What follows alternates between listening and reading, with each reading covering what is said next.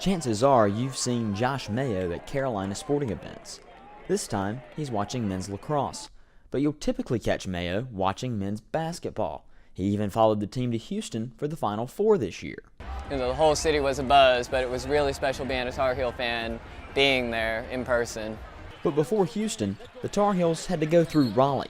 There, Carolina knocked off Florida Gulf Coast and Providence in the first two rounds of the tournament at PNC Arena. But what if the Heels couldn't play NCAA tournament games in Raleigh or anywhere in North Carolina? It's a possibility because of House Bill 2.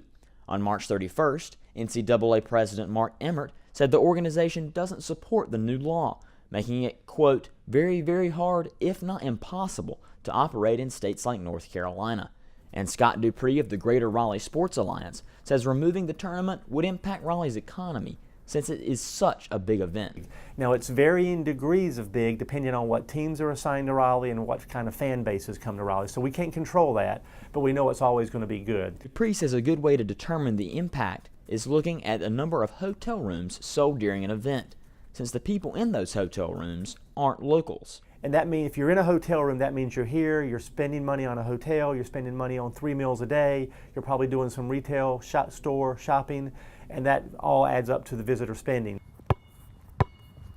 But how many hotel rooms can basketball sell? Dupree said that in 2014, roughly 10,000 hotel rooms were sold here in Raleigh, generating more than $4 million in direct visitor spending. Now that number was even higher in 2008 when the Tar Heels were in town.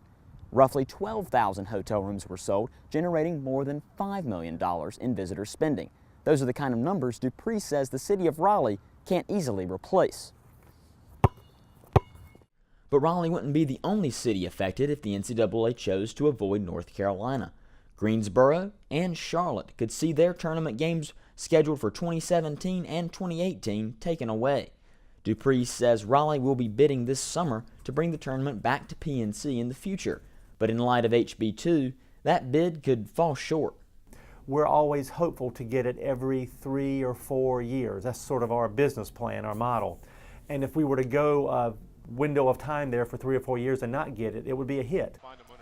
Chapel Hill doesn't have to worry about losing UNC athletic events. 3-on-1, Johnson, the alley-oop to Page, back to Bryce for the two-handed plug. But the manager of the Franklin Hotel, Jay Patel, says the hotel thrives on the increased activity when games are in town.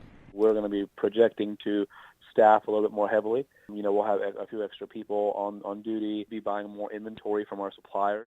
Because college sports, particularly basketball, are a pretty big deal, whether you're in Chapel Hill or Raleigh. There's no state in the country that cares about and loves and is more passionate about college basketball than North Carolina in general and the Triangle in particular.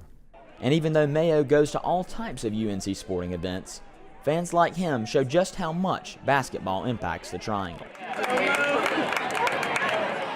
In Chapel Hill, I'm John Thomas.